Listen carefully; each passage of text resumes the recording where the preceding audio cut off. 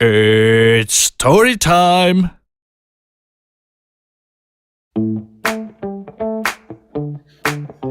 Hello, hello. How's everyone doing? Let's turn this volume down just a hair. Hey, hello, hello, hello. How's everybody doing? Thank you for joining. This is going to be a very interesting, very educational live stream. I am looking at educating everyone at the internet scams that we've been going on for a very, very long time, probably longer than you really realize. We're going to be talking about things like what to do, where you can get more updated information, what you can do to protect yourself, and some other advices that we've got coming up. First, let's just say hi. Let me just say hi to everyone that I know that's popped in. Dove F73 is here. Great, thank you for being here.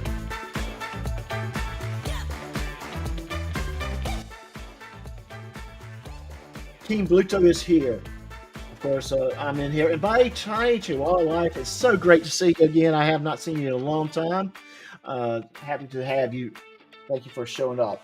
So please sit back, relax. Let's just enjoy the show, and let's play the opening credits.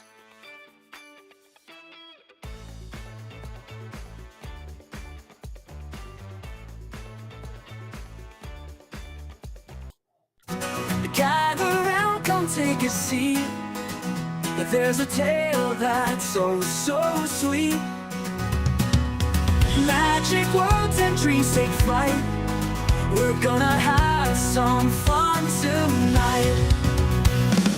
Talk will entertain you with stories old and stories new. Adventures waiting, just unwind. It's story time.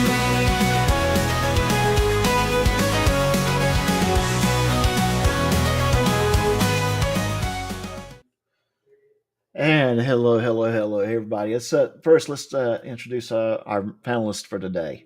We first we got the awesome Rats to the Moon. Hey Rats, everybody, hey, how are you doing today?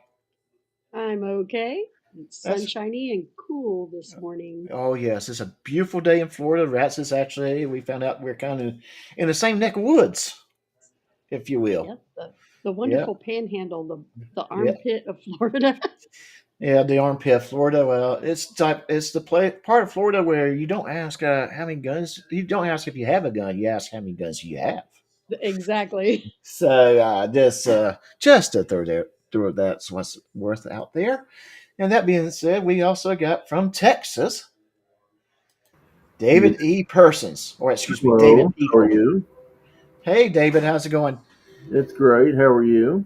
I'm doing good, doing good. It sounds like you're traveling a little bit, or I'm hearing No, our trains. trains is traveling through town. Okay, yeah, wheels. Got to have trains in Texas. So to started with our topic, I thought I might start off talking a little bit about something. My first when I first saw my first internet scam, and I told Rats the story a little bit. So David, you get to hear it for the first time. Everybody else in the audience gets to hear it for a little bit. But before we get going with that, if you know someone that might benefit from this, hey, let them know we're live about this. We're going to take questions because I want to really help everybody out with this one. This is something that will probably save you a lot of money down the road if you're not aware how to protect yourself. So so lets people know if you know someone that could use this topic. And in chat, please try to ask your questions. Uh, Also, Dove or Stefan, or my tiny Chihuahua life. If you guys would go to KT Said's channel, one of you would please go there and post the link to her live. I'm going to pin that on top of our chat because after our show, she starts. We're going to end our show shortly before her show goes live. So it would be great to join her over there. That being said, And also, if I may, Doc, you Yes. said that you were going to take some questions later. Yes. If Dove will show how we do it over on GS's channel, it will highlight it quicker and easier for you to see. Yes. And hey, P. Barnes is here, and so is Generally Specific. Generally Specific, I did email you the link if you could join. Uh, uh, that'd be great. And yes, notifications is great with YouTube. It works superb. It's awesome. Can you hear the sarcasm in my voice? So, but yes, Generally Specific, you can join if you want to. But uh, so I told a story about the first time I really saw an internet scam. That uh, internet was kind of still in its infancy. We just now got getting broadband introduced to homes. Uh, I became a what you would know what my college would call a non-traditional college student, and basically that means a student that's over age 25. So I was a little bit older person going into college. Uh, and let me put on this message on top. There we go. Uh, and my college, for whatever reason, small college, someone decided it was a good idea to post everybody's email address, all the students' email address on a website on their page. Now, that again, small college, so we're probably talking about 500-600 students, maybe, or maybe just a little bit more than that, if I remember correctly. Uh, and David had a reboot, so he'll be back in a minute. So, all of the college students' email addresses was out there for everyone in the world to see. And suddenly, a lot of us was getting emails about well, the Nigerian scam, which I'm sure you're familiar with if you've been on the internet for any amount of time, where you're getting this email from the Nigerian prince who has been trying to get back in powers. I think it was what kind of detailed in. And hey, give me, and his email, well, this particular email basically said, hey, send me your account number, your routing number, and I will send you millions of dollars because um, uh, I think you're an honorable person. Again, red flags in my mind. And this is my first time seeing this. Rose, and I read the emails. Horrible in uh, horrible English, misspellings, all caps. Just everything screams unprofessional as you can imagine. And that being said, I did a Chris Ryder. I did an FBI informant before Chris Ryder was an FBI informant. So basically, Rats, you know what that means? He followed me, right? Right? Yeah, he followed me. I was a FBI informant before Chris Ryder was, but I called the FBI because I didn't know who to call. This was certainly not a local because hey, this is cross state lines. And the FBI basically gave me some advice back then and all that kind of stuff. And I did call uh, the IT administrator. Again, small college, kind of sort of knew him because I was a computer science major and I was already working in the IT field. So we had a working relationship already. And he came back and that page was gone. The page that listed all of our email address. Hey, David, I see you downstairs in the basement. As soon as you cut your camera off, I'll put you back up, okay? There you go. And that was part of the first. I went on, so that's my first scam that I'm getting. Hey, can you mute your mic for a moment, please? We're getting a lot of, not background noise, but I can hear your mic.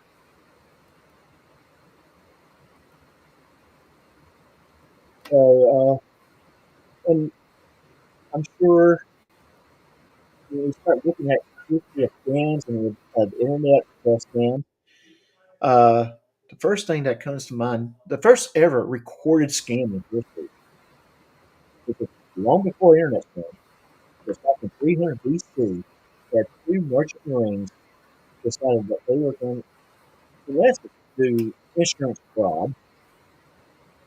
Uh, they would get invested in banks or by money lenders for to get uh, get goods to trade with, and they would have to pay back. Well, these particular merchant marines, sailors, whatever you want to call them, decided that they would sink the boat and keep the money. The results were one was killed when they were trying to apprehend him, and the other one faced the Athenian justice system.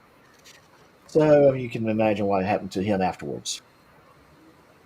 It weren't pleasant. It wasn't pleasant, no. Well, I found that to be very interesting that 300 BC is the first recorded scam in history. We can probably argue that it's probably was taking place in thousands of years before that, in some way, form, like that. So, would you, David? Would you agree with me? Well, I would think that the entire basis for Egyptian royalty was the first scam because the pharaohs derived all their power from the fact that the Nile River flooded every year like clockwork, and it would help the crops grow and everything. And the only time in history that the pharaohs were ever overthrown, there was one that was overthrown because he tried to change the religion. Any other pharaoh that was overthrown happened right after the Nile did not flood that year. So that was a kind of a scam. Yeah. So yes. So like I said, we probably we can probably think of a lot of instances where scams lasted existed long before then. But here's a little. David, do you know when the internet was actually formed or Yeah, it was invented? well, it was in the late '60s, early '70s. It started off as a Exactly. military Yes. device to decentralize communications in case of a nuclear war. Exactly. Yes. DoD developed it for that purpose of keeping communications up, just in case there was a severed line. So basically, it was designed if a connection was severed, it would reroute itself to get to from point A to point B. You may have to The make whole idea was not to have one central hub that could be hit. So it had yes, a lot of exactly, revenue. exactly. So that being said, one of the first most common scams that was taking place was phishing way back in 1970s. Rats, if I told you the internet scams was taking place back in 1970s, would you believe me? I would have a hard time believing But they did. They were. from the viewpoint that it seems like the internet is a lot newer And it's a lot for us. newer.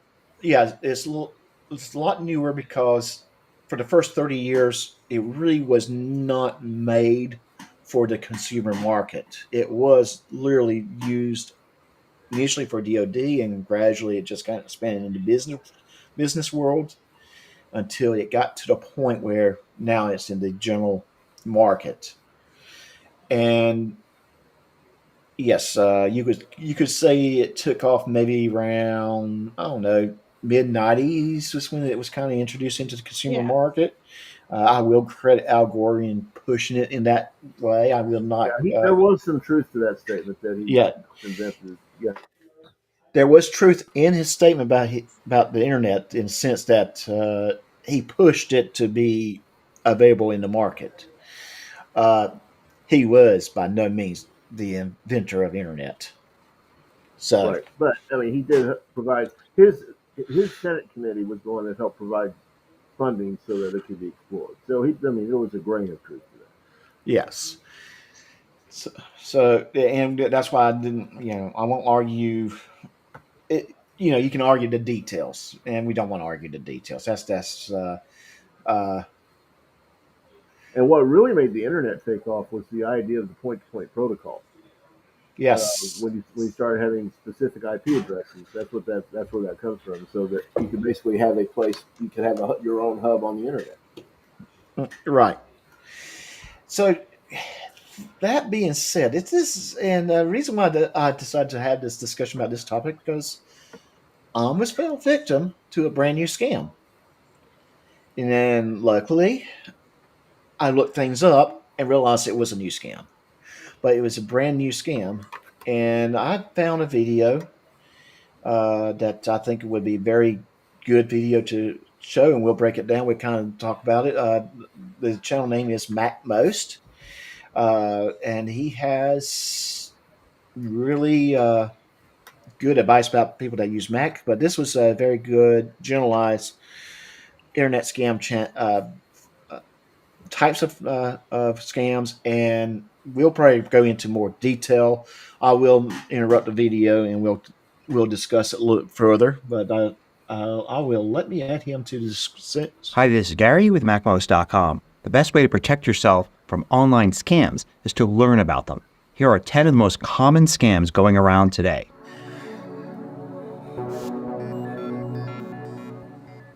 MacMost is brought to you thanks to a great group of more than 2,000 supporters. Go to MacMost.com/Patreon. There you could read more about it, join us, and get exclusive content and course discounts.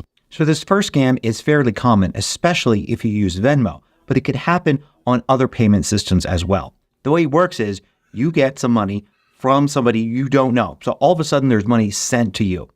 But then they send you a message saying that it was a mistake. They send it to the wrong person. A lot of times they'll include a sob story about how they need the money back as quickly as possible. They've got medical bills, whatever. So they want you to send them the money back. But the thing is, when you send the money back, that's a legitimate transaction. But the money they sent you, that was done either with a stolen credit card or maybe they faked the entire thing. So eventually you find out you never had that money that they sent you, but you already sent them the same amount of money back. They've closed their account, they're gone, and there's no way for you to get that money back. So the way to avoid this is that if you ever get money from somebody you don't know, don't interact with them. Instead, send a message to support for that system like Venmo, telling them about the unexpected transaction, and let the company's support handle it, not you. So this next scam happens when you're selling something online. Maybe you're selling... Okay, so that's...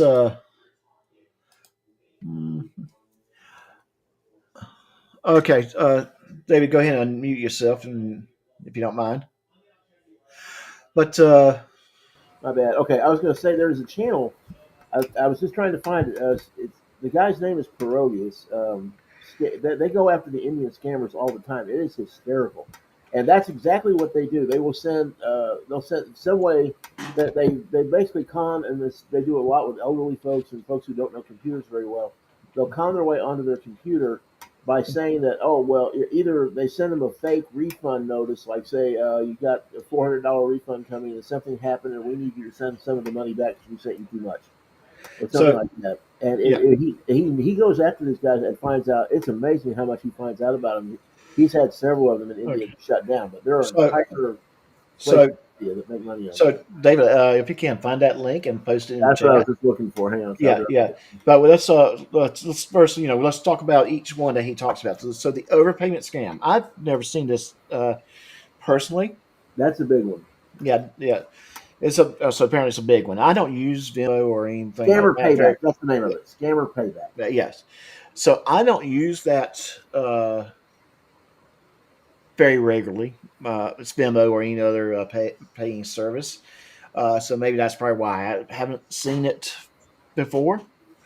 But a couple points he did make, which I think were really good, is you get money from someone that you are not expecting money from.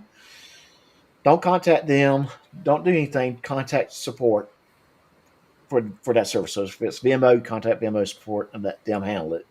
Because it could, like he said, be a false charge on a stolen credit card, or it could be any number of different things that could be out there. But point being is, could be just you're not getting the $300 and you're not saying you're saying to someone you're $300, but you never really truly got the $300.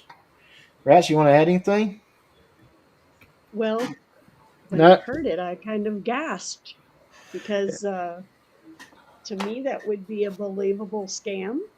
Yes, it is. And I think that's these guys even go so far as to put up fake computer screens where it looks like they're in your account and all kinds of stuff. They're really, really sophisticated. Okay. Yes. So let's. We'll keep on with this each point that he makes, and we'll go into more further detail. Some things I'll be able to offer more detail to and more personal experiences. Others not as much, but If you the next one that he goes over is the overpayment scam. On Craigslist or eBay, Facebook Marketplace, someplace like that. And you get an offer from somebody to buy it from you for more money than you've listed it for. Sometimes they'll say this extra money is because they want it shipped in a special way, or they want to send somebody to pick it up, something unusual. What they're trying usually to do is to get you away from the payment system that is safe. So for instance, on eBay, instead of paying through eBay, they want to send you the money directly or send you a check or something like that. And then you might ship them that product and then find out their payment was no good and you no longer have the product and no way to get it back. In fact, some of the time they may actually pay the regular amount, but then when they actually pay you, it's more money. And then they claim it's a mistake and they want you to send the money back. Then it's like the payment from a stranger scam. And now you might be out the product and some cash. So the way to avoid this is simply don't let somebody take you to another payment system. If somebody doesn't want to use, say, eBay's payment system, they want to use something else, that's a red flag. Don't do it. Sell it to the next person. And remember, for online transactions, checks are pretty much worthless, even if the person hands it to you themselves. Though the bank might actually deposit the money the next day in your account, it could take weeks to find out that the check is fraudulent, and then your bank's going to take that money away from you. So in this next scam, So very, very interesting, right? I think we've heard horror stories before about. Hey, so I know someone that sold something. They got a cashier's check, not just a check, a cashier's check. Cashier's checks are just as easy to fake as a regular check. Right. Uh, and they're out of that item. They're out of the thousands of dollars that they probably sold that Now, item. that's one thing that needs to be said. Do not ever assume that a cashier's check is going to be safe. If they're offering you one instead of a regular check, chances are it's a forgery. And the same thing. And always check. And this gets kind of sophisticated, but check if they're giving you a check. If you need to learn a little bit about this, probably don't have time to go into today. But one of the things checks have are region numbers. Like Texas, I think is 4. Right. If you look on the check, if it has region 1 on it, what's going to happen is that check is going to get deposited in your bank. It's going to go all the way up to Boston or wherever. That's region 1. They're going to find out it's fraudulent. It's going to come back to Texas. They're going to take the money out of your account. So by that time, a week has passed or 2 weeks have passed, and those folks are long gone. They're long gone. No, and I you said thousands of dollars because I am aware of a situation where a person sold a motorcycle for like $5,000, $6,000, $7,000, something in that neighborhood. They got a cashier's check. They used that cashier's check money to go on vacation with, which you would, you think, hey, I got this money. This is going to be money I'm going to use on the vacation. They get back, they find out that that money that they got was not legit check. That was not a legit check. And number 2, their motorcycle's gone. So now they owe the bank a lot of money. And it almost looks like they committed a fraud and not the person that they sold the motorcycle to. So eBay, through long and hard experience, has set up a lot of those security things for a reason. Use them. Don't use anything outside of the eBay system or whichever site you're on. Exactly. Yes. Keep it in house. Keep it that it's there to protect you. And don't listen to any of the stories that they might tell you because they'll tell you some really doozies of stories. These are people that probably been doing this for a long, long time. And another way to do that is set yourself some very specific, basic rules and don't deviate from them no matter what they say. Right. If they're offering to do something outside of the normal system, don't do it. Just don't just say, well, in that case, we can't do business. Because I guarantee you, 99 times out of 100, it's going to be a scam. And Ras, anything you want to add to that, or? I was just going to say, kind of along that same line, is that to protect yourself through eBay, then just stick with PayPal or eBay's payment system and never sway from that ever. Yes. And I use PayPal credit occasionally just to, so I can to bounce stuff around. And PayPal seems to be, in my experience, very reliable as far as security goes. I know with PayPal is if you go through their payment method and if there's a legit problem with the purchase, they will get their money back. And get your money back too. Yeah, your money as well. So if you can Now pay, there are some problems occasionally with every system, of course, but I mean, for the but most part, PayPal's pretty damn good. yes, well, PayPal's been in the market for a very long time. They've got better over the years. They kind of invented it, so. Yeah, yes. But And let's remember, Venmo and PayPal are run by the same company. okay. So let's Oh, I keep didn't this know going. that. Yeah, let's keep this going. You're the buyer of the product online. In its simplest form, you buy something from somebody and either you just don't get the product or you get an inferior product. Maybe, for instance, a knockoff iPhone instead of an actual iPhone. Maybe a much older MacBook than the one you thought you were getting. There are protections for this in various places where you buy things offline, but a scammer will try to take you away from that, saying that they could sell it to you cheaper or it's easier for them if you pay them in some other way. But of course, once you leave the system, then you have no recourse. You have no way to get your money back, to send the product back, or any of that. Now, this happens a lot to Apple users because a very common version of this is somebody gets a MacBook and sells it online, but when you get it, you find out, maybe not for weeks, that the machine's actually stolen. And by that, I mean it actually has device management software installed. So this was a MacBook that was owned by a school or a company, and somebody either took it with them when they left their job or left the school, or stole it from the school or company and is now reselling it. The thing is, that Mac's never going to be yours. It's always going to be controlled by that organization. There's no way to remove this MDM software that's controlling the Mac. This makes it very difficult to buy a used MacBook, especially from another person rather than a reputable company. So to avoid this, make sure you're not lured away from whatever marketplace you originally were on to another kind of payment system. And if you can, actually look at what you're buying in person before you pay for it. That's very important if it's a Mac or an iPhone or something like that. Not only should you look at it, but also make sure you learn what you should be looking for to make sure the device isn't remotely managed, that it's not stolen, and that it actually works. So lottery scams. So I want to just add something to this, and David Rats, please jump in as well. But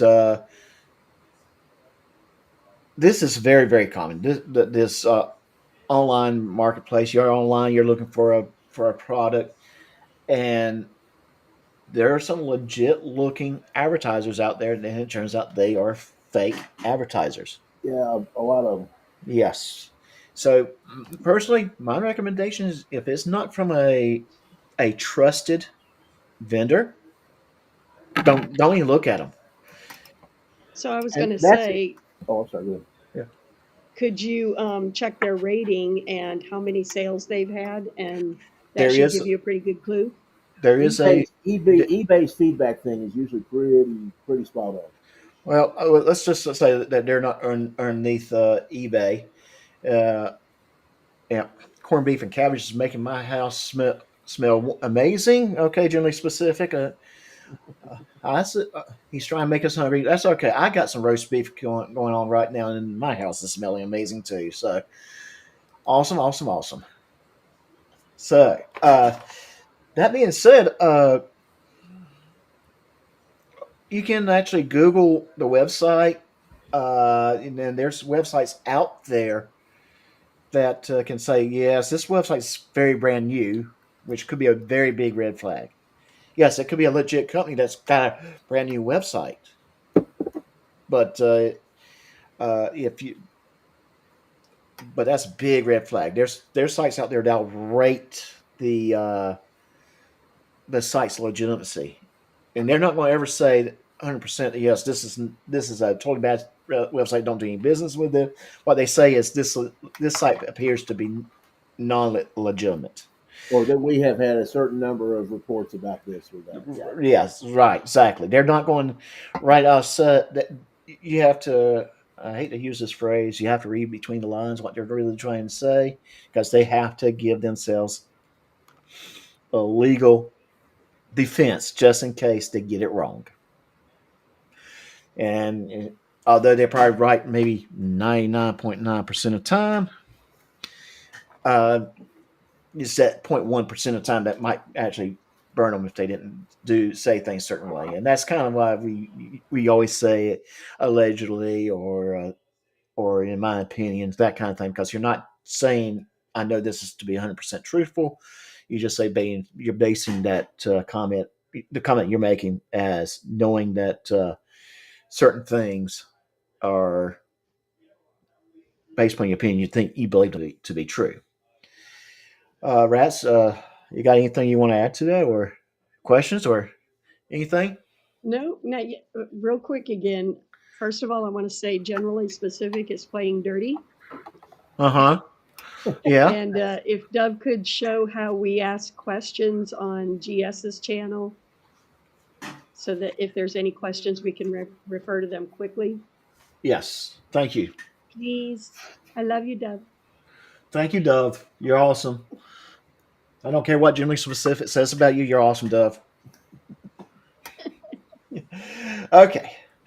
That being said, let's let them go into the lottery scams. This is the one that I probably will spend a little bit of time on.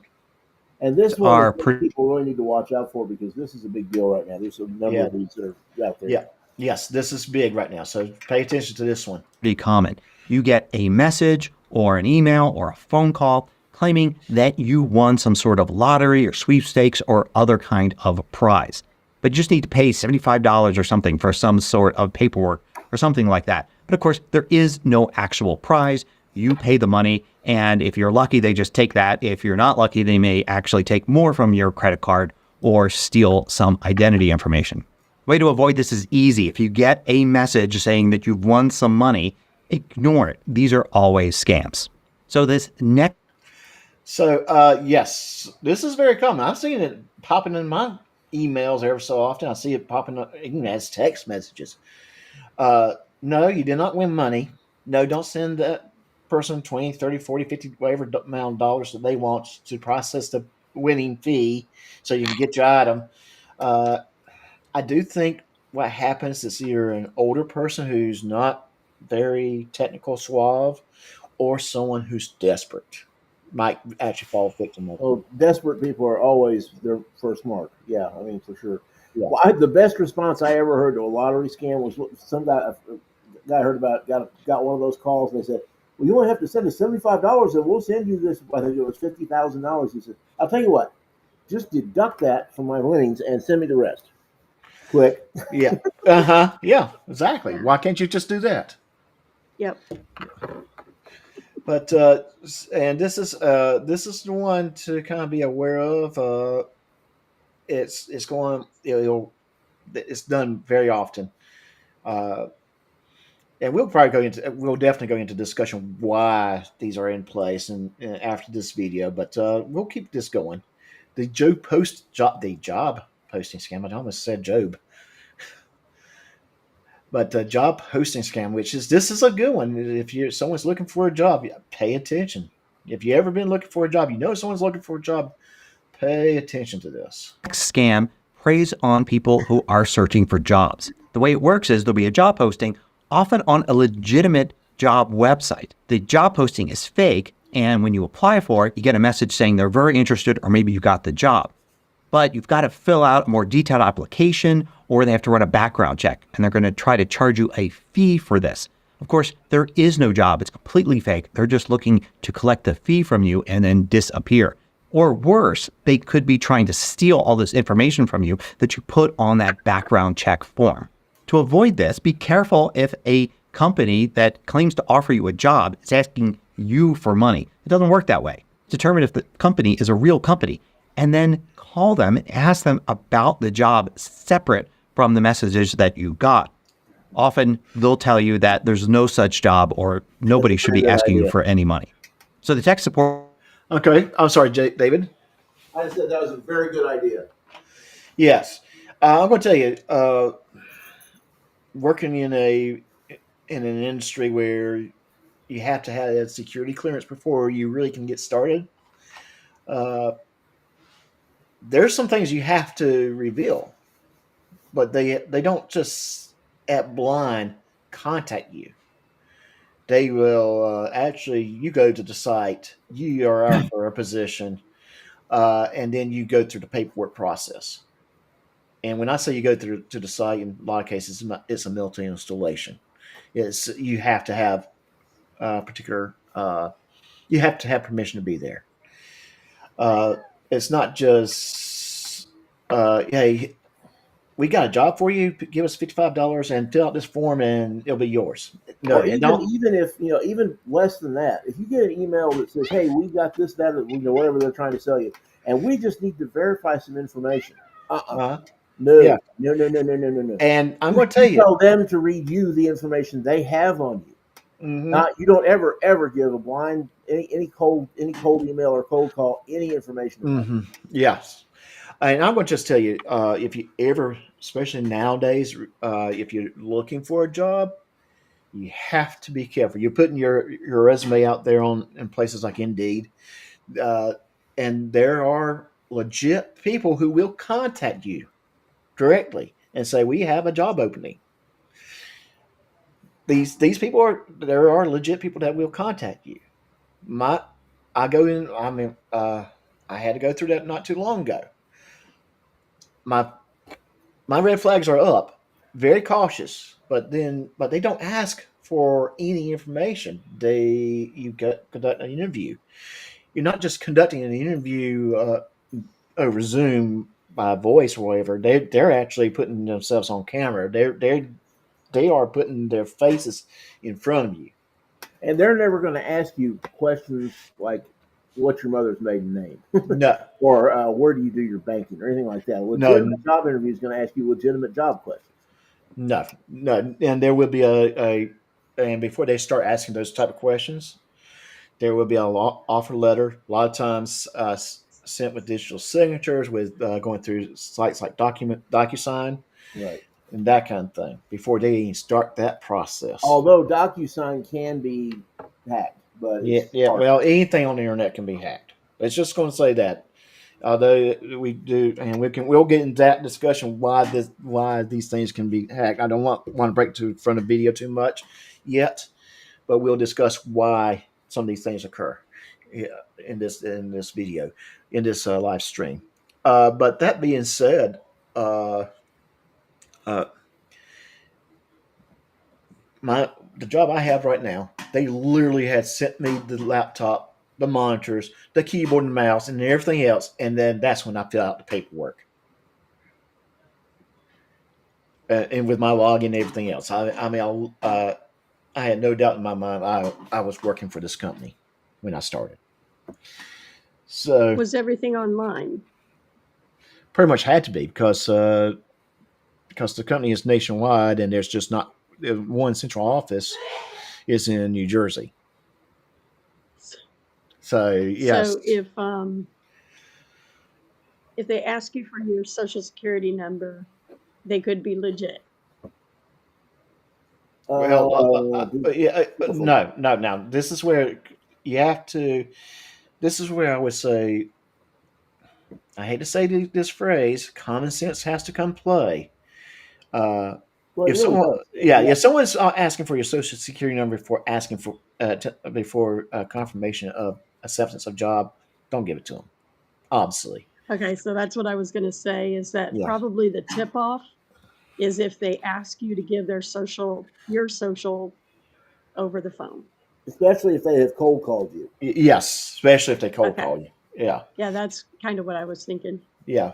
Uh, it's over phone or even in the internet through But it is email. always, always, always, always a bad idea to give out your social security number, your mother's maiden name, any identifying information. Just don't do it unless Just you yeah, know for Right. sure, positively, that you're talking to somebody legit.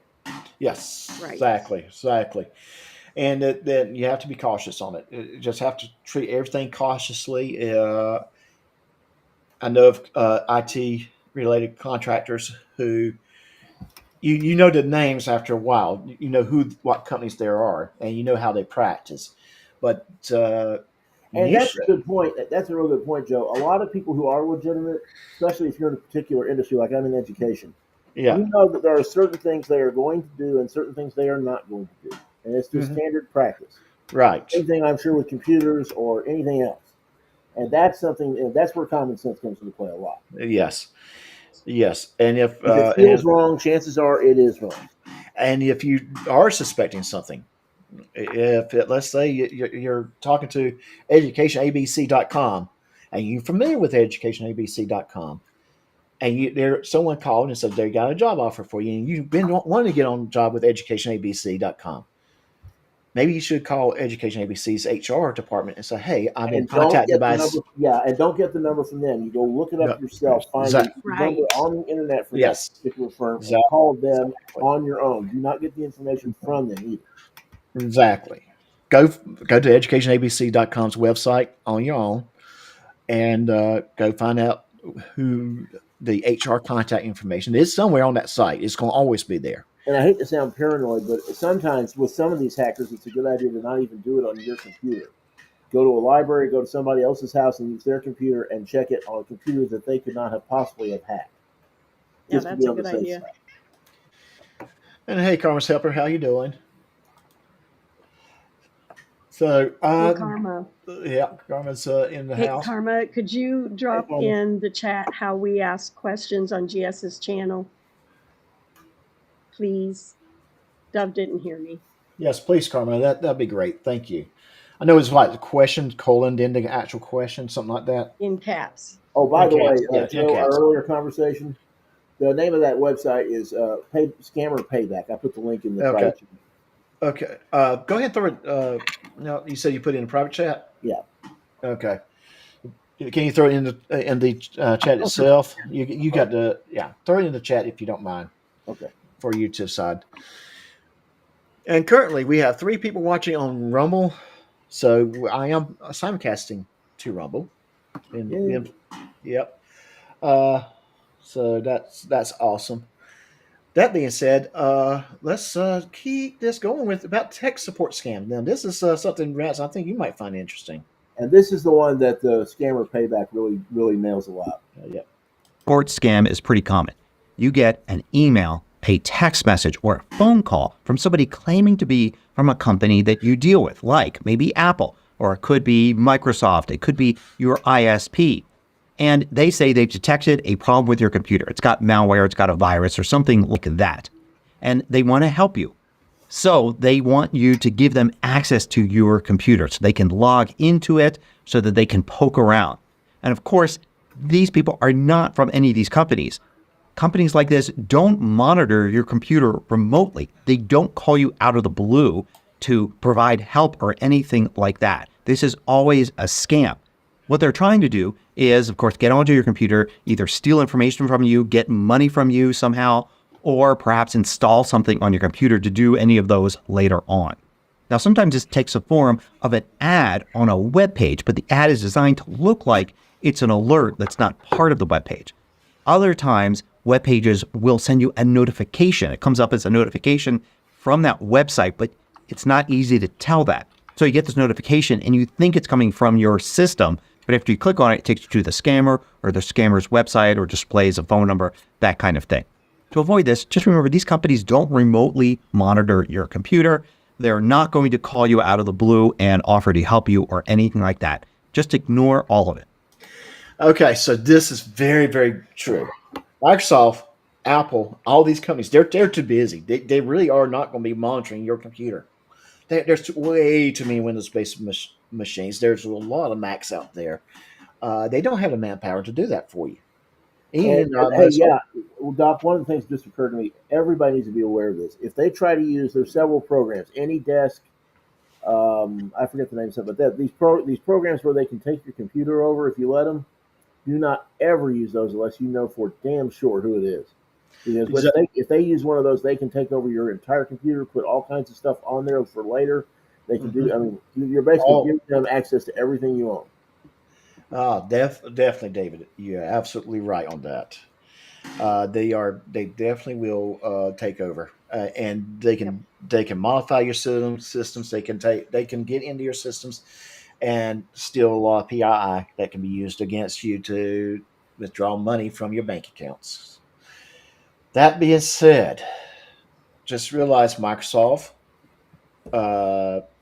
Apple, will never contact you directly. And if you get a blind someone that you never done business with saying, "Hey, your computer is infected," uh, And I hate to say this, but especially, and this is going to take it to sound Best Buy. terrible. Well, Take it to Best Buy. take it to the Geek Squad or somebody. Yeah, But let them handle it. especially, Don't. Yeah, you don't know who this guy's calling you well, cold. Joe, and I hate to say it this way, but there's no other nice way to say it. If there's somebody with a thick Indian accent who says his name is John Smith, Yeah, yeah. Well, it's not. Yeah, very, very true in that statement that a lot of people that might be committing such frauds may be from a foreign country. India, well, they And have a real problem with. we're going to go into that discussion. I'm holding that part off Well, just a they have a little real bit. problem with it in several cities in India. They've got Yeah, hundreds of these guys. yeah. We're holding off on that part of the discussion, and we'll get into that part of the Okay. discussion. But I am intentionally holding off. Just saying. All right. Let's get to the next So one. the apartment posting scam is similar to the job posting scam. But in this case, you're looking to rent an apartment or perhaps a house and you see a listing. But the listing is faked. They take images from a previous listing or the last time that house or apartment was put on the market, and they post it up just like they're the actual rental company. In particular, looking for people who are moving to town so they can't actually view apartments in person. They're doing it all online. But of course, they've got nothing to do with this apartment, and it's probably not even for rent. They're going to tell you that you got the apartment, and they're going to want you to fill out an application so they get information from you, and then probably pay a fee, maybe even a security deposit. And they're just going to take that money. Then when you show up at the apartment, you're going to find out that it's not even for rent. So the way to avoid this, of course, is always insist on touring the apartment in person. If you can't do that because you're out of town, then you're going to have to plan either a trip to visit to find an apartment, or you're going to have to look for something like a hotel where you could stay at for a long period of time while you find an apartment. Renting an apartment online remotely is just filled with scammers. So the online romance scam is Okay. Now this one's very interesting. What he just talked about the apartment rental. Well, I got stuff to say on this one. Okay, I'd like to hear it, but I will point some things out about this. Markets like in San Francisco, and I know this for a fact because someone that's close to me recently moved to San Francisco. Uh, Basically, apartments when they come open, they are gone very quickly. You literally have to be in the area, ready to look at that apartment. If you like it, say I Money want in it. hand. Rent money in hand and take it. They rent very quickly, very fast. The first apartment this individual looked at was gone before he got through with the tour. It's just that fast. He was ready to make the deal. Nope, sorry, it's gone. Yeah, someone got it from underneath you. It stinks. It really does. So, and if you're moving into that area, it's kind of going to be. You might have to make that deal online. Yeah, so you have that place to go to when you're moving in. But this is probably why that one is so common. It's because sometimes you just don't have the option that he describes, touring the apartment beforehand. It's not there.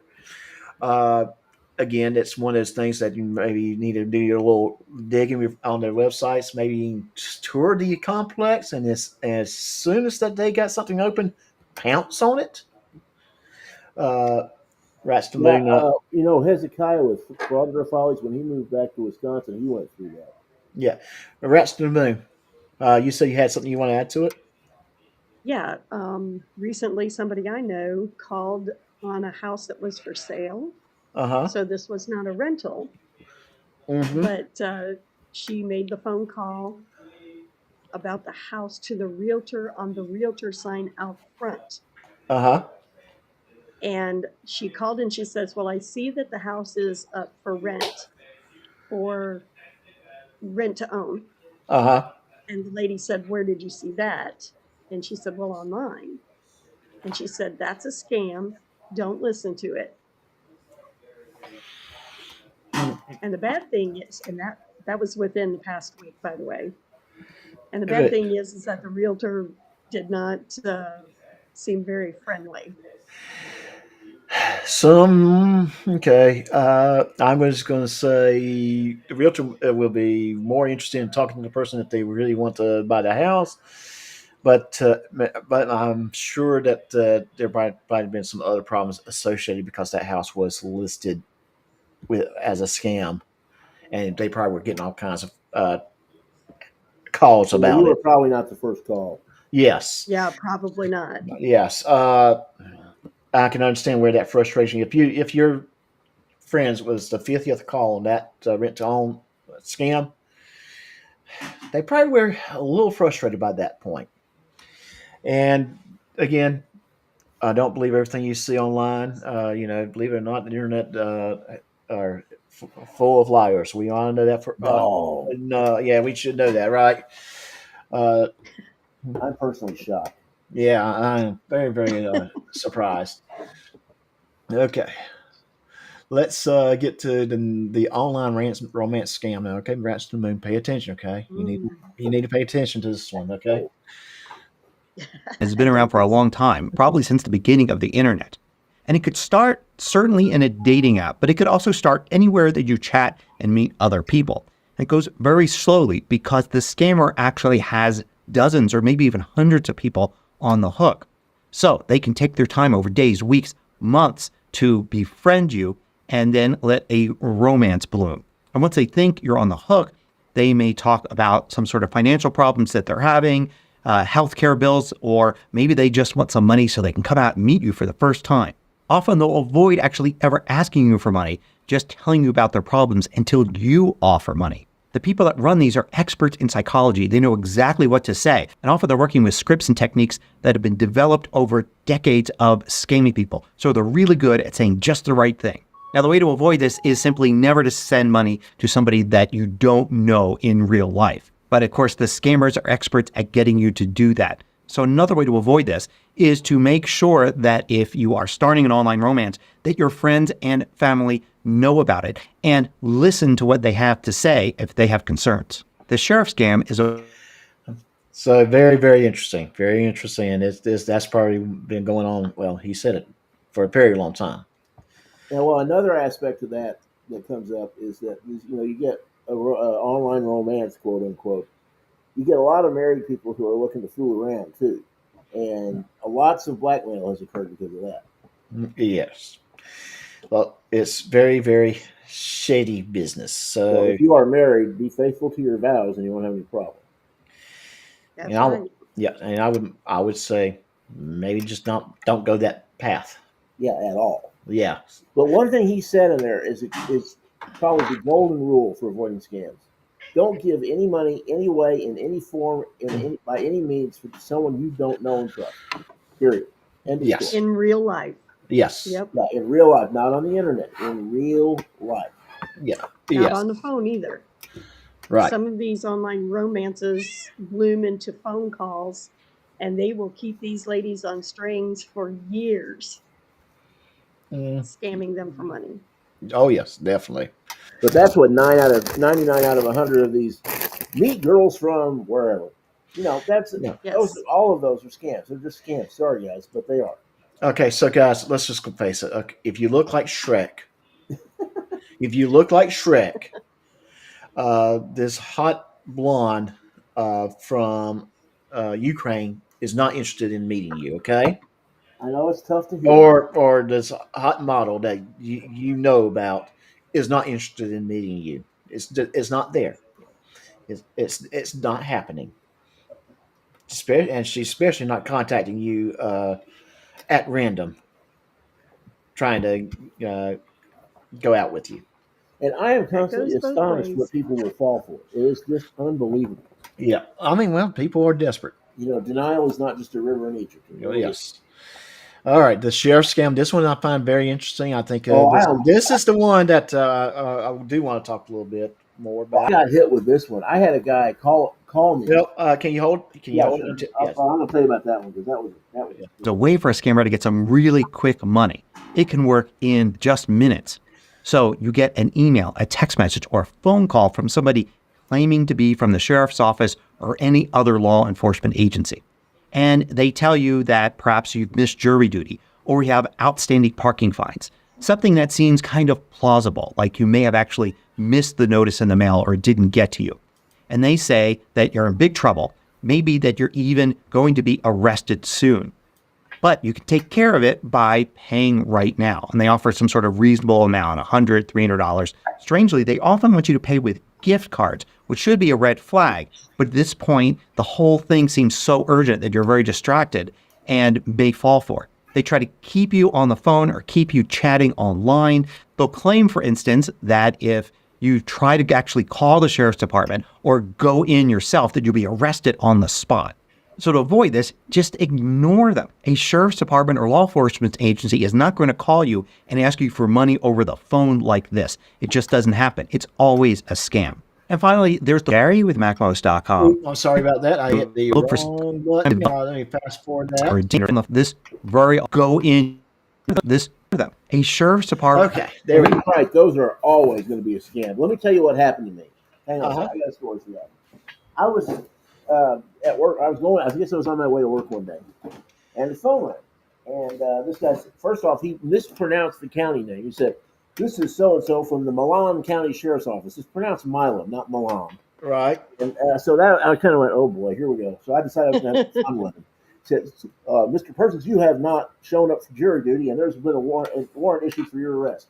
There's a fine of $300, and you need to pay that right now." And I was like, "Really?" Now, what this loser did not know is that I'm the chaplain for the sheriff's office. Or I was at the time. Anyway. I was a chaplain for Thorndale Police, and I did some work for the sheriff's office too sometimes. And I knew, I knew exactly who to call. And I said, "Well, I'll tell you what. I'm going to call the sheriff's office since I'm the chaplain for them, and I'll talk to the sheriff and see what's up, and I'll give him your phone number so he can call you and get this worked out." And they panicked. He went, "No, wait, no, I'm sorry, I got the wrong guy. I was like, yeah, you're going to jail, guy." They never did catch him, unfortunately. Yeah, and we're going to cover that a little bit. Why they legitimate law enforcement agency of any kind, anywhere, for any purpose is going to expect you to pay something right then and there. And here's now, something. Bail bondsman, maybe. I doubt it, but any legitimate law enforcement agency is not going to take money from you.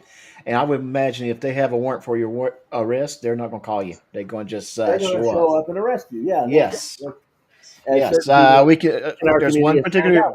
Yeah, there's one particular individual that found out the hard way on that one. That being said, and we could go into a little bit more detail. We have people who would get text messages from their grandchild. And hey, I'm in jail. I need bail money.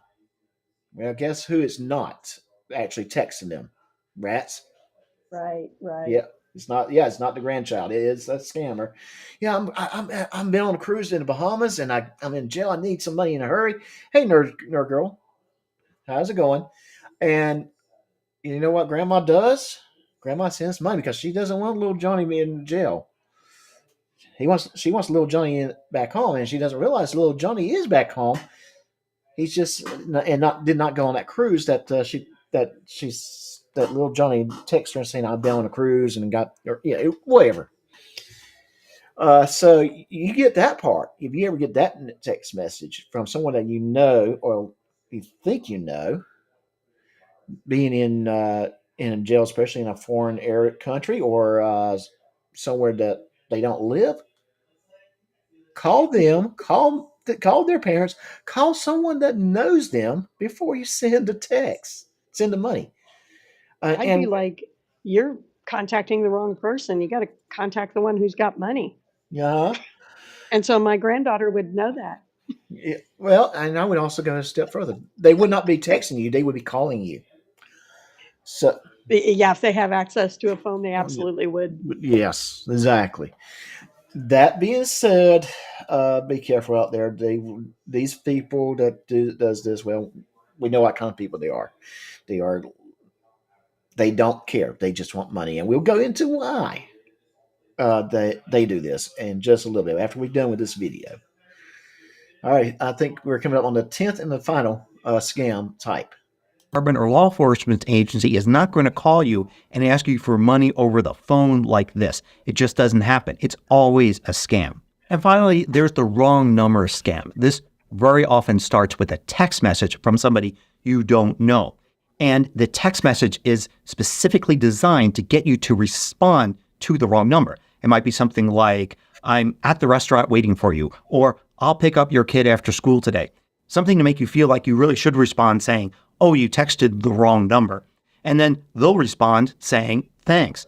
And then they'll strike up a conversation, maybe right then, maybe later. They'll tell you how nice it is that you actually responded to them. They'll start talking to you. It seems perfectly harmless, but the goal for them is to actually keep telling you about how successful they are or how much money they have until you eventually start asking them about it. Then they'll talk about some sort of investment strategy they use or how they invest in cryptocurrency, something like that.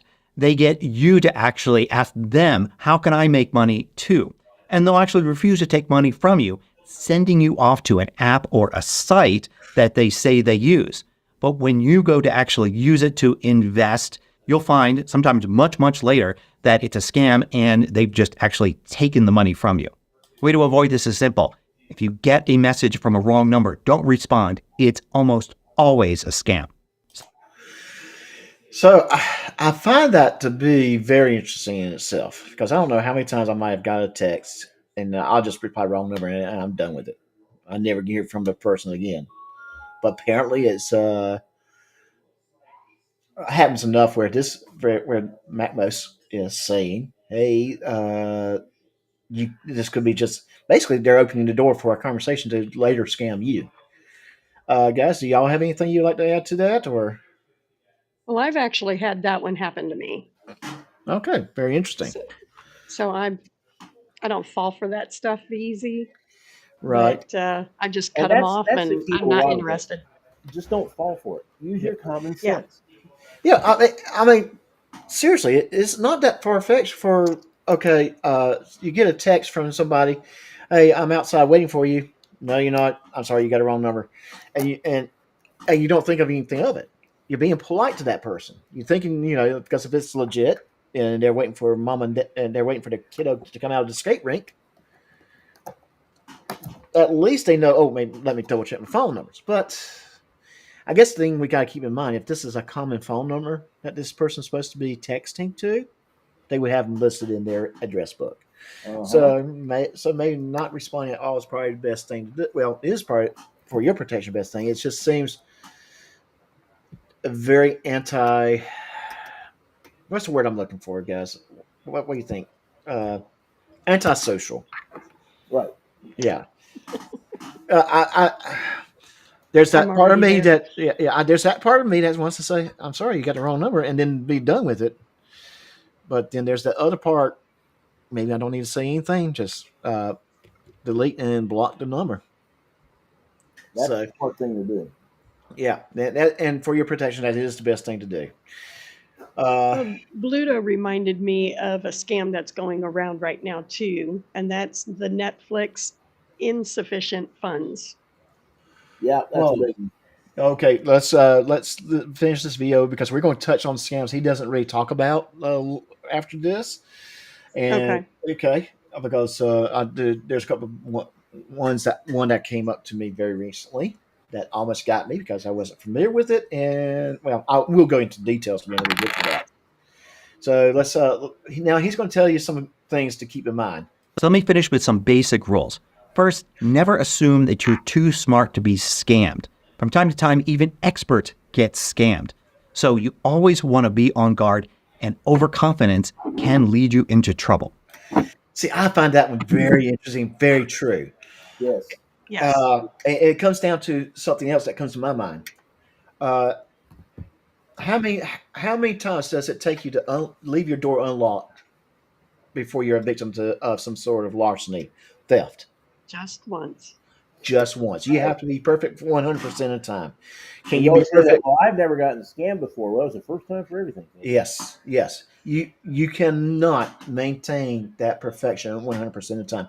It might be that one time that you're sick or you got a cold. Your mind's not there. It's not clear. It could be you're distracted of some personal issues. You can fall as a victim no matter how knowledgeable you are. Well, Let me tell So you something just that to keep happened to that my in wife. mind, don't be overconfident in what you in your abilities to Well, detect the other thing is BS. pay attention. Yes, Let pay me tell you attention. about something that happened to my wife and I. This is 25 years ago. Okay, this is back in 2000, and I was serving a church out in the country, and we had orders for new checks. And I said, well, check numbers are supposed to start I think at 2000 or something, and they didn't come and didn't come. And I thought maybe they were just taking their time. So we finally got our box of checks, and I got a call from the bank about 3 days later. Someone had lifted the first box, ordered another set of the same numbers, and so there was two sets of the same number of checks running around. And we had a stack of affidavits 3 feet high saying that's not us. It took forever to get that cleaned up. So it's not just on the internet. There's still more traditional scams like that going around too. You've got to pay attention to your accounts. You got to pay attention to everything you got. Pay attention to what's going on online. I check my bank account online at least once a day just to make sure nothing funny's going on. It's important to do that. Yeah, very Oh, good. they never did catch the guy. Hey, hey, Rex. I was getting ready for. I was Saturday night. I was getting ready for the next day, and I got a phone call from some Eckerts up in Dallas, and the manager says, "Is this Reverend Person?" I said, "Yes." Listen, I'm not sure what to do here. There's a black man dressed as a woman trying to fill a forged prescription, and I think he stole your check to do it because he's trying to use your checks. I said, "What are you calling me for? Call the cops." And so, but the guy got wise to it and skedaddled before they could catch him. They almost got him. But Okay. Okay. So, Rex, you want to read this? Where am I reading? No. Nerd Girl says, I've been in IT and doc for almost 20 years. And have I got hit? Yes. So, yes, yes. And I love what GS says here. I answered with Anthony's Pizza, and may I take your order? The random numbers are just the AI spoofing real people's numbers as an attempt to deflect responsibility back to the scam call center. And then goes back to he has the reason they will hang up if a scam is they think it's a legit business is because they are severe penalties for interrupting commerce in America. yes, there are. Yes, there is. Very, very good. Most federal crime is based on violating interstate commerce. Yes. All right, let's go. He's got a couple more points he's going to make here. Education is your best defense. Continuing to learn about scams, watching videos like this, reading about them is very important. The more you know about scams and how they work, the better your chances of recognizing a scam when somebody tries it on you. And since education is And that's a very good point. And I want to also cover a couple of websites you may want to go look at as well a little bit later. And a couple other areas you may want to consider to monitor to watch for scams and get education about scams that takes place. is the best defense, the way to help others is to spread this information. Let friends and relatives know about these scams and how they work. Talk to them about it as an interesting topic to discuss, not a warning. The more that you could teach them about scams, the better their defenses will be. You need. That's very true. So that is so true, and this is what we're doing today. We are educating those that are watching. I'm hoping that you get the information and you go share it with your loved ones, anyone that you might feel may become victims. And even like Nerd Girl said, she's been in IT for 20 years. I've been in IT for 25 years. You gotta be careful. You gotta watch what you do because and we're going to go into different scams right now, other scams right now, and that is uh, one new one that just almost got me, and it almost got me because I was traveling very recently. I was in this particular state while traveling. It almost looked legit. It was actually originally sent to my wife. My wife sent me screenshots from her phone, so I couldn't click on the link on the phone. Thank goodness for that, because I would probably got had right there. I would probably instead what I did, I typed that link into the URL on the computer, and it came back 401 error. And now Nerd Girl knows what that is, a 401 error or a 404 error, and What is a 404 error for us people who don't Yeah. Basically, it's site not found. Okay. So then I just went to the site.com and didn't add anything to it, and it turned out to be the Massachusetts toll site. I thought it was another site, but I was in that state not too long before, and the message was, "You did not pay your toll. We're going to take your driver's license." And that was basically what the message was. And then, of course, the Massachusetts site did have, "Hey, by the way, this new scam is going on." So I got the actual education on that particular scam because I almost fell victim. Legitimately, I thought legitimately I might have missed a toll somewhere. But the Commonwealth of Massachusetts has absolutely no authority to pull your Florida license. So Exactly, yes. And that's what they're hoping for when they send that. Hey, ND14, how's it going? That's what they're hoping for when they send you that kind of message that you don't know the laws, you don't know what's going on. I mean, if I did legitimately missed a toll, well, if just in case I go back to Massachusetts, I want to pay that toll. But you know that toll is going to be just a few dollars, not in the hundreds, even yeah, if and you did miss it. another thing that's important to remember: a lot of collection agencies will use. I mean, I've got one. I got a letter a while back. Somebody wanting a collection of this, and I owe them this, and I was like, "What is this? I don't remember this." But it was possible. And then when I was in the hospital unconscious for 1 month, it's possible. I mean, I know several things fell through the cracks. So I said, "Okay, fine. Look, send me an itemized bill of what it is you say I owe you, and if it's legit, I'll be happy to pay it." Never heard another word. Right. No common thing we were seeing too is IRS scams. This time of year, the IRS, you owe back taxes, you pay The now, IRS will never do any of that over the phone. They will send no, you a letter if you owe them and money. they're not going to ask for gift cards. Right. They're not going to ask for gift cards. They're not going to ask for, I mean, they're going to send you a legitimate, probably certified letter if you owe them a bunch of money or whatever, but they're not going to call you and say, pay me over the phone. They're not going to want gift cards. They're not going to want personal checks sent to another address. None of that. Yes, No. and Rats did. You, David, you did say there was one that you came across that's kind of new to you, didn't? Which one are you talking about? One of Yeah. you got one of you said that it was a one that you came across that you felt that was kind of new. Well, Bluto had said something about his Amazon account being Oh, right. suspended. And I Yes. said, I've been getting some in my email and my text Uh-huh. that my Netflix account has insufficient funds. Well, Right. I don't have a Netflix account. I Yeah. get those. It's kind of funny. I've been out of college for what, 35 years, I guess, 30 years.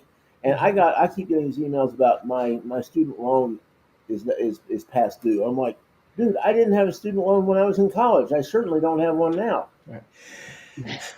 And here's something else to kind of point out to that. You get a message, something about Amazon, and I did get a call from Amazon one day while I was driving, and I put quotation marks around Amazon.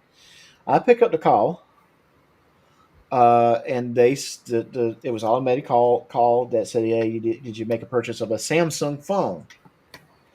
No, I did not. I don't use Samsung phone, and of course, and they're going to be expensive.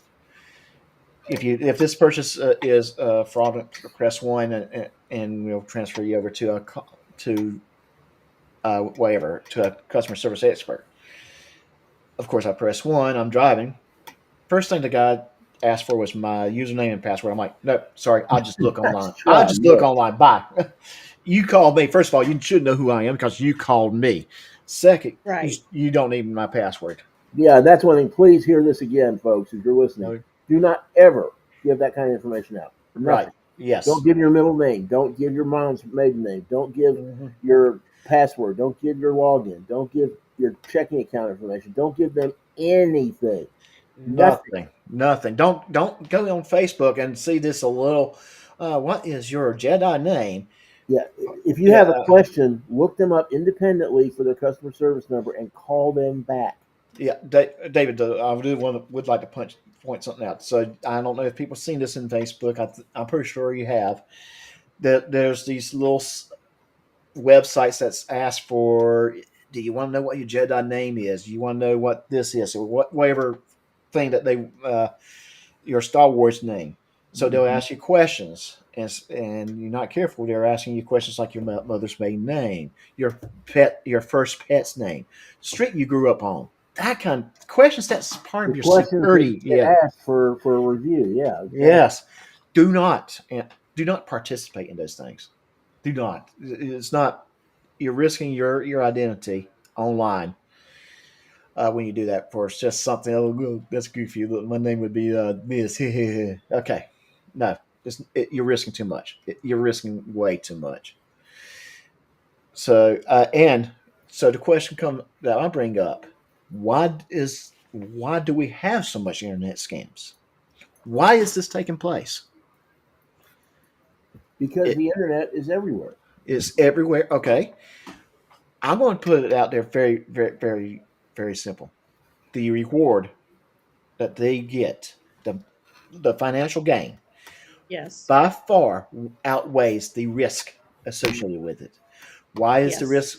Why is the risk associated very small? Because they're probably living in a country that they cannot be extradited to back to the United States. Uh, they realize that the authorities will not spend too much time hunting them down for a few $100s. Although they probably collected several people's few $100s.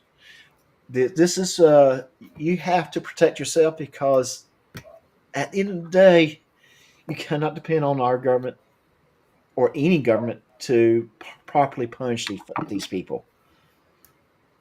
There's probably no real legitimate law enforcement in these countries. So, Well, that website I was pointing out earlier, Scammer Payback, he goes after a lot of them in India. India's got a huge problem right now. They bust these. I mean, they have entire floors of buildings that have nothing but scam calls. They mhm, build 24 hours a day. right. So that's something to keep in mind. Just keep in mind that to have crime, and David, you've been associated with the sheriff's office as a chaplain. You have to have two things: the desire and the opportunity. The desire, greater the desire, the less of the opportunity the person needs. Greater the opportunity, less the desire the person needs. Now, the one thing that we can only control in our lives is the opportunity. We got to try to make that opportunity as small as possible. On the other hand, uh, the desire, if the risk is not that great and the reward is, that desire is going to jump up. Oh yeah, very much so. Yeah. One thing to keep in mind is that most people who fall for scams are doing so because they want an easy buck or they want something for nothing. It doesn't exist. It simply doesn't. Unless you win the lotto or something. I mean, you buy a Mhm. ticket and get, your chances of getting struck by lightning are greater. Your chance of getting struck by lightning 5 times are Uh-huh. better than winning the lotto. It's And if you do win your lottery, I am your long lost cousin, That's right, and and we're related. we're all related. Send all three of us some money. We would But it's, appreciate I it. mean, it's just. I mean, a lot of most and I shouldn't say most people, many people who get scammed kind of deserve it because they're looking for something for nothing. Now, when they start picking on the elderly and the disabled and people like Mhm. that, that's where I can really start seeing red. And if Because they especially don't oftentimes don't know any better. And elderly people in general, since I'm becoming one of them pretty quick, have a pretty serious respect for authority, and that's how a lot of those scams get away with. Hey, girl, I would love to have a further, more in depth dive in this in the future. Of course, I like to do my live streams on Sunday, so shoot me an email. I would love to have you on panel. Yeah, that'd be good. Yes, yes, because this is a very interesting topic. It's very good topic. It's something that is good to educate people on, and I'm sure we can go into these scams even further, much more in detail. But one rule of thumb is very simple: if it's too good to be true, guess what? It It's is. not true. Yep. Yes. Absolutely. Yes, absolutely. Like I said, with I the want to like, point out another scam that I've been seeing. okay. I've been getting, I receive Social Security, and I've been getting Social Security letters saying something is wrong with my account. Mm-hmm. So that's another one. Also, the sheriff's department, I kind of played with them too, just like David said he has, because my ex was a deputy, and I would get phone calls about the sheriff's department and they're going to come and get you and all this other stuff. And I'm like, that's great. The sheriff is a friend of mine. Tell him to come get me. He knows where I live. He knows exactly where I'm at. I wanted to point out two things that people can do to help themselves with these scams. Mm-hmm. Number one, if you get them in your texts, respond with stop, STOP. That's right. The text will take that over and stop it. Right. Yeah. And in your phone, you can go in and you can block all unknown calls. Now, there becomes a problem with that if, for example, you put in your doctor's office and they call you on a second line. Mm-hmm. That can become a problem. I'm very I'm kind of leery because of that reason, because Right. you could get that legit phone call, like let's say you've gone to Lowe's, you're setting up a contractor to come out to do some work. They might be calling you on a separate line, Right. and that's a legit call. But if you're doing that sort of thing, you can tell them, hey, call on this number, or if it gets hung up, call on this. If it doesn't go through, I've got that set where I don't accept calls I don't know. So call this number. Give them a second number. Yeah, I always say too, I may let the phone ring, but I don't answer it. If it's important, you're going to leave a voicemail. Right. That's what my wife does. She's good about that. Yeah. I don't know how many times I told the same thing to my mom, and she insists on answering the calls. It got to the point that a decision was made to take her phone from her. But that's another different story. But yes, you have to.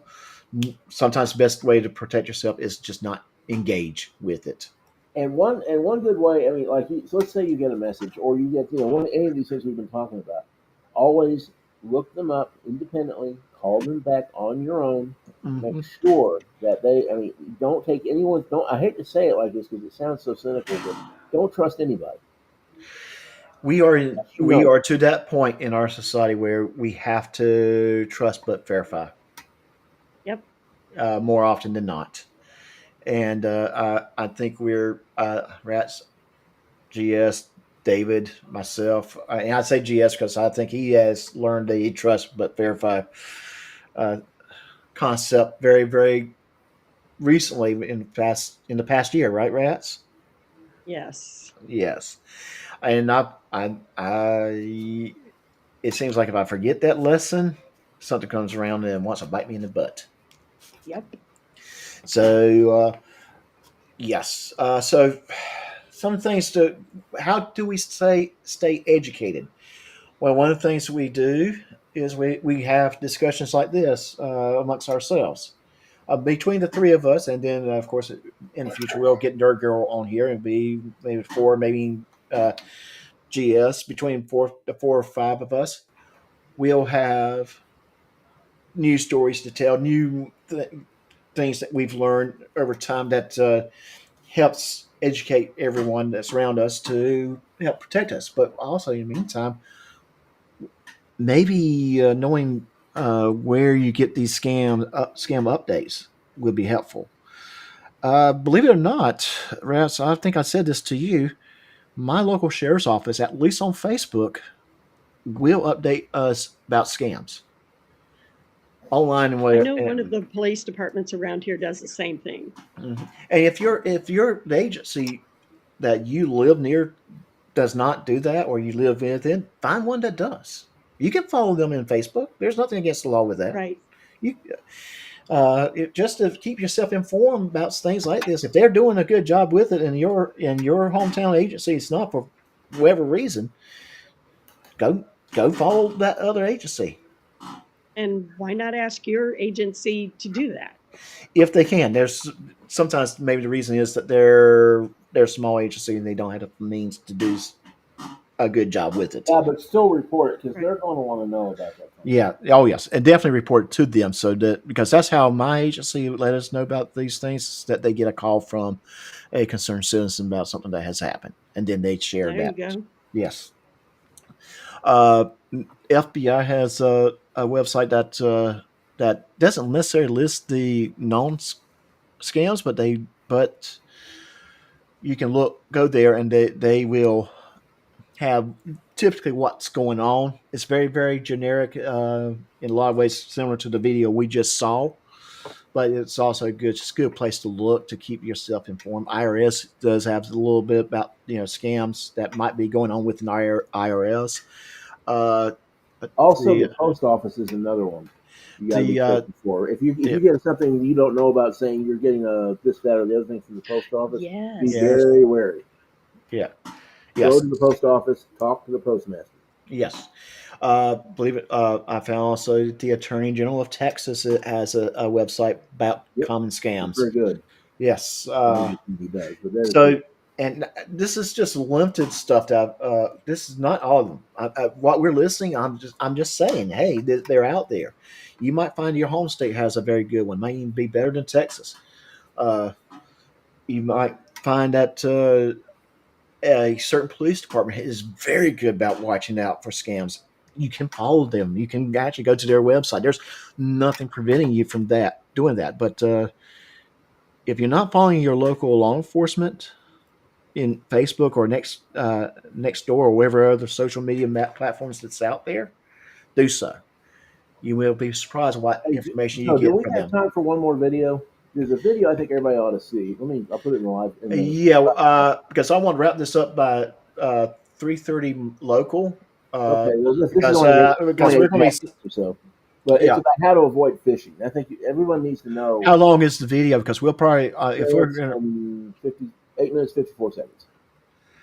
can we hold off on that one until next time we do this Well, discussion? but I want everybody to be really aware of what phishing is. We can talk about it. Let's define what phishing is. Let's say what phishing is, and That's then we the can do the number video one next thing. time.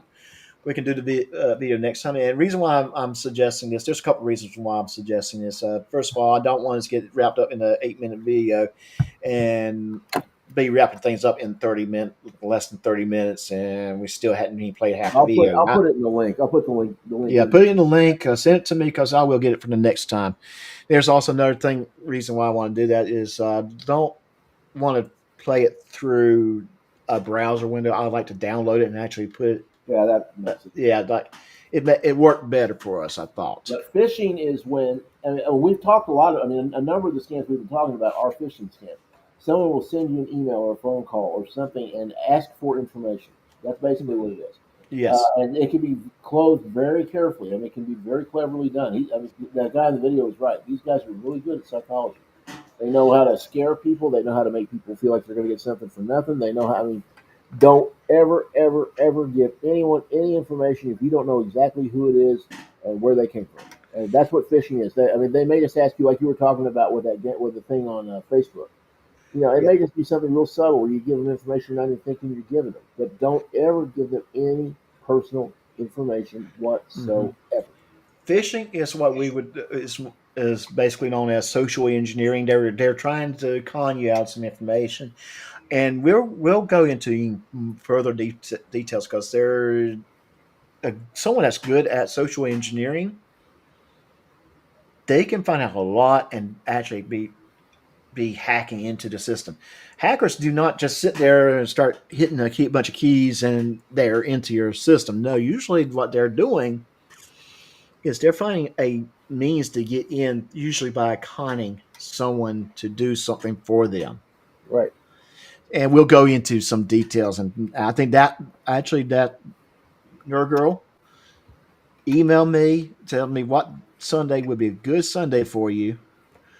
And we'll go into phishing and hacking in general because I think that would be a good expansion on the on internet Oh, wait, scams. one other aspect of phishing that's important. I forgot about until now. Do not ever download anything if you don't know who sent it. And that's One of yeah. the quickest ways to get your computer taken over is to have download something you're not aware of.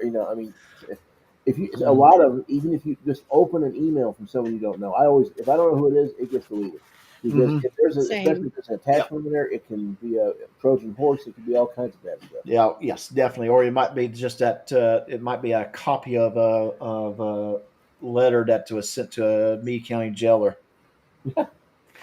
But so, That's cold. I've got a question about that. Maybe you can answer, David, or maybe Doc, you can because you're an IT guy.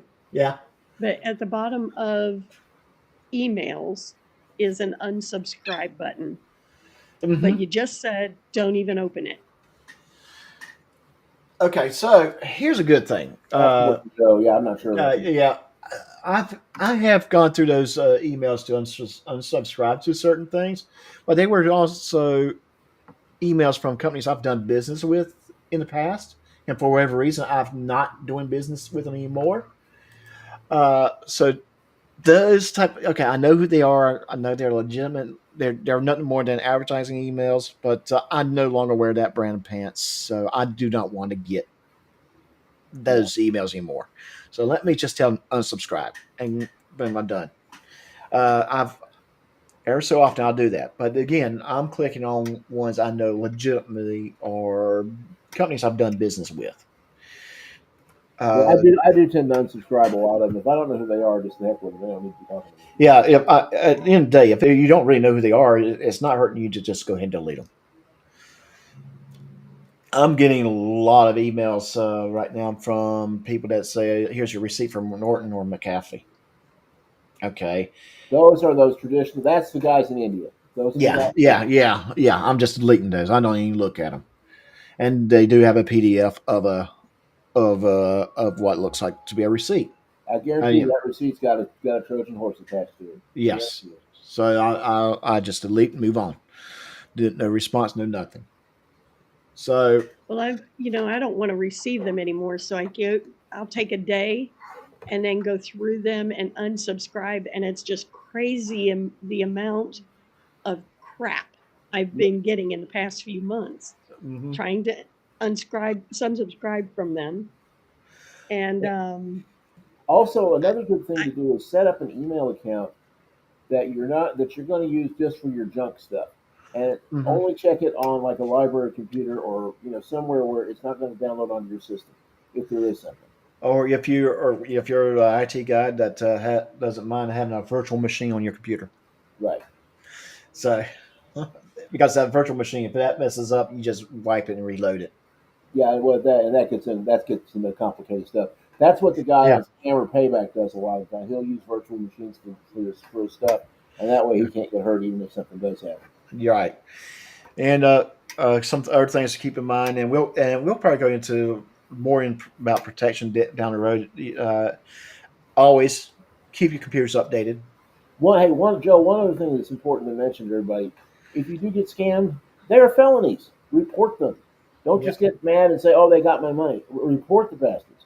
report. Get them arrested. Get them put in jail. It's the only way it's going to get stopped.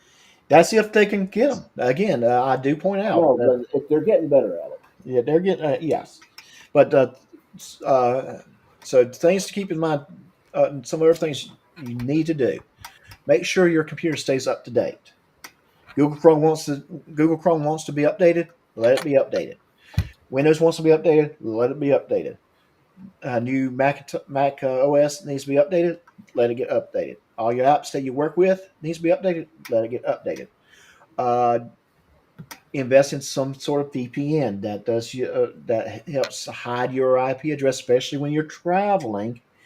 Uh, and if you're on an open Wi-Fi, okay, so one thing being on open Wi-Fi to watch a movie, but don't do your banking on an open Wi-Fi. Someone can be a man in the middle attack Yeah, and and if actually, you have absolutely have to, make sure you got a VPN on your phone too. I know yes, ExpressVPN does both. They'll take your yes. phones in. But if you have to, can you you have use can you use tell a how to VPN. do that? Well, I'm touching on this a little bit because I'm watching the clock very closely. I do not want us. I want to Right. start wrapping up about. But VPN is a paid service. But it's very reasonably paid. If you pay up front for 2 years, we're talking Well, about there are some free ones out there too. But yeah, yeah. Go, but do your research. Find ones that are legitimate. That's kind of got some good backing behind them. There's a couple of them I'm aware of that I'm looking at very seriously because I'm getting ready to change VPN on my phone. Uh, check your antivirus because it may have VPN already. yeah, a lot of them do. Yes. That being said, if you're traveling, you're on a laptop, and you're on the open Wi-Fi, use your VPN. If you're if you don't need to be on your laptop, if your phone supports a hotspot, go use the phone's hotspot in lieu of uh, the Wi-Fi, the open Wi-Fi. Yeah, absolutely. Yes. That's one of the great things about having most of the modern phones will let you. You can have you can have you can have a mobile hotspot and still use your phone at the same time, Yes. which is nice. So So, uh, I just these are just good things to kind of keep in mind. And again, I do really want to go into fishing, and I got a whole lot more stuff we can add to fishing that I think we can spend another 3 hours talking about it. well, the So only reason I brought fishing up is because it's so pervasive everywhere. it is, and we'll go into more details about what social engineering is. Uh, Let's me change this real quick. Everyone, just want everyone to know I do have a merch store. There is the link in the my channel description and in this description for this video. If you want some Doctor News merch to show off, please do.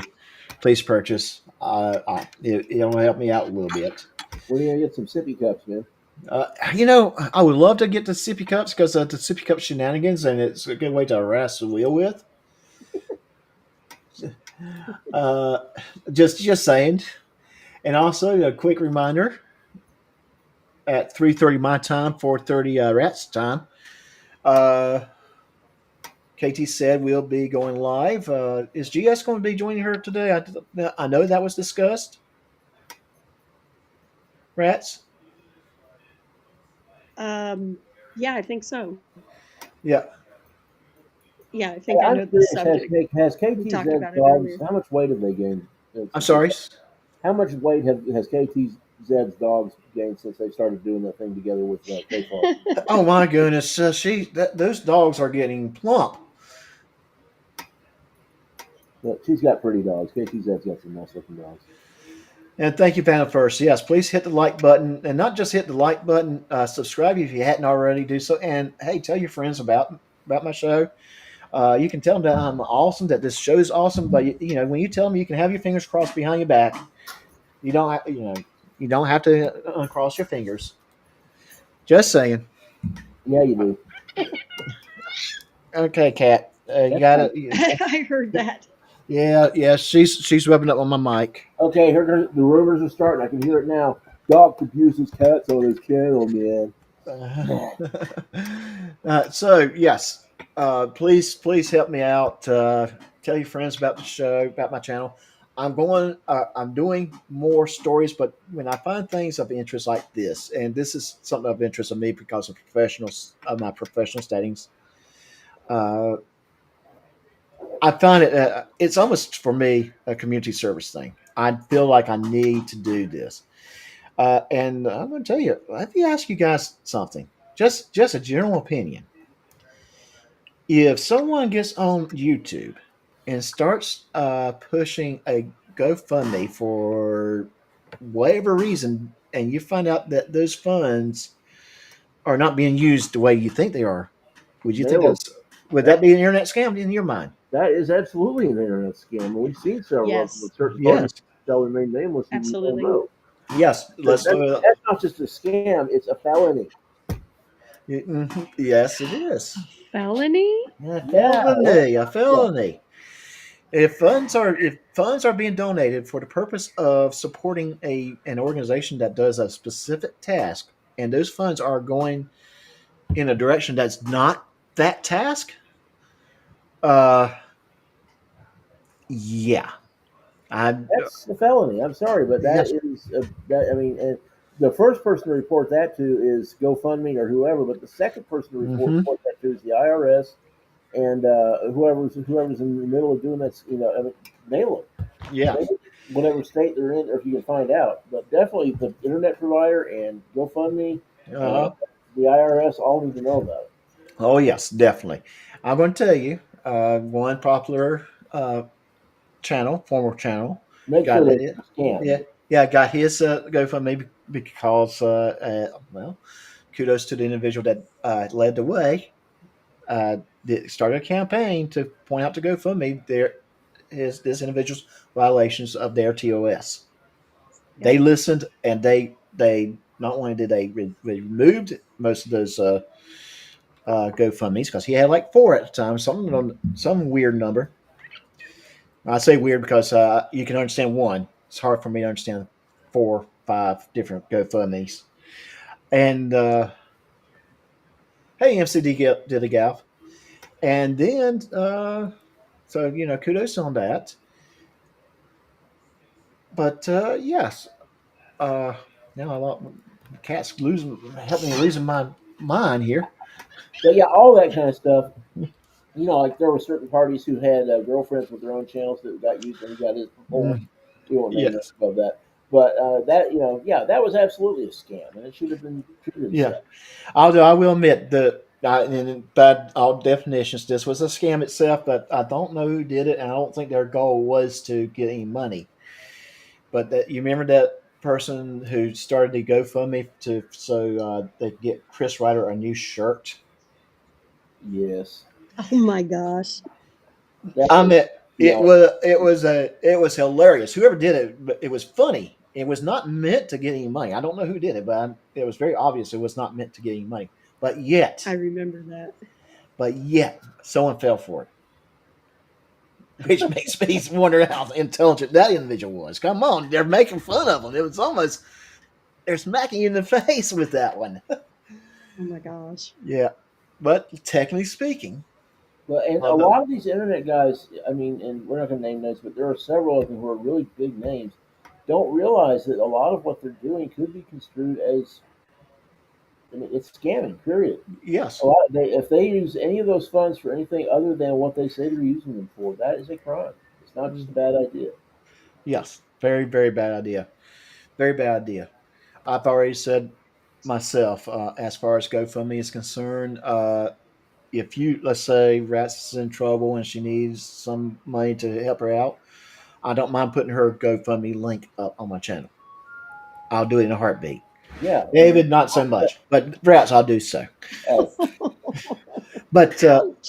but bite. I will not be the middle person. I refuse to be the middle person. Well, and there was, of course, a couple of famous cases of people collecting money for other people. And Mhm. then, there's certain one individual who lives in Las Vegas, who shall remain nameless, who is famous for collecting money for people who need money and then giving them half of it, Right? Yes. whatever. And that Yes. is Wow. just Y- ridiculous. yes. And that's. I just refuse to be in. If Rats had something that and David, I'm picking with David a little bit, but if Rats had something going on that she needed to do a GoFundMe, yes, heck, I would get with GS, I would get with Father Mania, I would get with David, and we'll do some sort of a GoFundMe drive where we'll make it all about Rats. I'll do it in a heartbeat. I'll do it for a heartbeat for anyone that I legitimately believe that has a Well, see, and legitimate that's the need. problem with GoFundMe is that so often, I mean, the intentions, I'm sure a lot of, well, not a lot, but I'm sure people who set those up for other people, a lot of their intentions are probably very good. And Mm-hmm. then either temptation gets the best of them or somebody else gets involved or who knows why. But I mean, a lot of those turn into major league problems. Yes. Is it true that you have to meet the goal or I don't know. I don't know. That's a good I don't. question. I have no That idea. yeah, I could not tell you. I could not I tell don't you. I know you got to set a goal, but if you don't meet goal, right? I mean, if even okay, let's say the goal was $500 and you only got $100, about $500, I would think after GoFundMe takes their share out of it, Yeah, that's what does it. anyone know what their percentage is? I don't know. I think it was what. Don't quote me. I want to say 25%, but I know it wasn't quite as much as the YouTube's percentage, but I may be wrong. Again, I don't. I never done GoFundMe. Uh, not too interested in doing GoFundMe. Uh, it just to me, certain individual just kind of made me feel like anyone that sits there and advertises a GoFundMe for themselves. Well, and GoFundMe's got a really important place as far as doing startups and that kind of thing. There's a pen company that started off on GoFundMe and now is blowing and going because they the deal was that if you give so much money towards our startup, when we get going, you'll get so much. You'll get one of the first pens. Turns out these pens were incredibly good pens, and now And they're making money hand over fist. and Father Watch, a man that should know more about GoFundMe than for all three of us, says no, you don't. So apparently, you don't need to have Okay, meet a thank you. minimum. So Okay. thank you, Father Watch. And Father Watch, one reason I didn't send you the link was because I felt you might be investigating the inner of your eyelids at this time. So good I morning can't to you, imagine why sir. it's only 3:30 in the morning there. I mean, come on. Yeah. So he's either working or he couldn't sleep. One or two. Father Watch, if you can, you want. Well, we're getting ready to wrap things up in about 5 minutes, Oh, anyways. speaking of that, everybody remember this Saturday. Put your clocks up 1 hour. Oh yes, oh yes. Good. Already. Yeah, already. Yeah. So would you believe we're already in March in 2025? Mm-hmm. We're about a quarter way through this year. So wow. First business quarter ends March Gosh. 30th, Yeah. or 31st. So Remember the so let me just some little business. Uh, if you're in YouTube, the link to Katie Said's live is up. It's been pinned on top. We uh, I'm unfortunately I can't just send you automatically there. I don't think that feature's turned on for me yet. I think you got to be monetized. So that Oh, and being everybody, please be sure to check out the Scammer Payback. Check out, I'll give Pierogi a shout out here. Check that out. It's very entertaining. It's really neat to see how they get these yeah. guys. What we'll do, David, send me an email with all these links, and I'll put those links in a community post. I think that'd be good. And I'll add some links to it, and they'll be just a follow up. Nerd girl, please shoot me an email if you're still here, and we'll set up a time because I think you would like to be in part of the discussion about fishing and welling. David, you know what welling is? I I've haven't heard of never that heard of one. that. Welling? Welling is when you're actually targeting someone that is like a CEO. It's the same as fishing, but you're targeting a whale. Hmm. Wow. So, and they do target whales. So let's just go ahead and wrap things up. If you're going to stay on and watch, please go check out Katie Said. I think she's got an interesting topic today, so I'm going to be You happy know to what check. it is? Uh, Hang on, I got it up somewhere, and when I my can tell you what it is. yes, go ahead. It's the guy in Florida that has junked up his property and refuses to pay the fines. Ah, okay. That should be interesting. Now I do have to. I do have a Katie, not Rats to the Moon question. That video that I sent you, Dave Chappelle video. Did you actually get a chance to see it yet? No, I haven't. I'm sorry. Oh, you I've missing? been I didn't forget about it, but I've Okay, had to plant while it's cool. So I get I outside and do my understand. work outside, and then I come in Yeah. and do my Uh, inside work. okay, understandable. That's understandable. Very, very understandable. So Nerd Girl, yeah, shoot me an email. I will send you. We'll plan maybe next Sunday, unless we, yeah, let's plan it next Sunday. Do you have? If you would go to my page, Nerd Girl, and just click on about the channel, my email is listed there. Uh, or if one of the mods wants to throw it on the channel, or can I just simply do this? It's one of those things So I don't I remember have my a question for Vintage, real quick.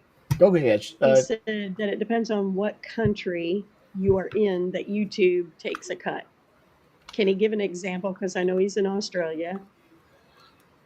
How much does YouTube take in Australia? Well, I think that yeah, Unless you know, Doc. I don't know for certain, but I can see how maybe certain countries might have a limit. And a lot of In those do get regulated pretty heavily. Yeah, I can see how certain countries might have a limit, so they might be less, uh, which I wouldn't be too against that.